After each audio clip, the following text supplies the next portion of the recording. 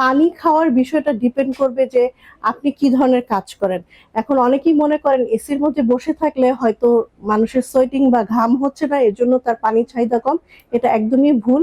যেটা করতে হবে যে অবশ্যই আপনার এসির মধ্যে থাকলেও কিন্তু মিনিমাম 8 গ্লাস পানি খেতে হবে, কারণ আমাদের কিন্তু বডি ডিহাইড্রেট হয়ে যায় এসির মধ্যে থাকলে। আর যখন বাইরে যাই, যখন আমরা ঘামাই, সোয়েটিং হয়, তখন কিন্তু এই পানির চাহিদা আরো বেশি বেড়ে যায়।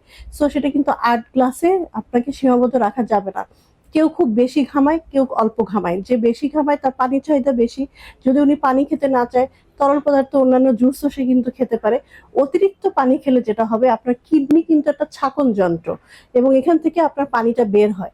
একটা মেশিনে যখন তার যতটুকু ধারণ ক্ষমতা তার চেয়ে বেশি তাকে কাজ দেবেন, তখন কি হবে, সেই মেশিনটা নষ্ট হয়ে যাবে, বেশি দিন কাজে লাগবে না। সো অতিরিক্ত পানি খেলেও কিন্তু আপনার কি হবে, কিডনির বিভিন্ন সমস্যায় আপনি ভুগবেন, কিডনির উপর বিশাল প্রেসার পড়বে। সো অবশ্যই আপনি আপনার কতটুকু পানি প্রয়োজন, যদি কনফিউশনে থাকেন তাহলে অবশ্যই নিকটস্থ কোনো পুষ্টিবিদের কাছে যে আপনার এই পরিমাণটা জেনে নেবেন।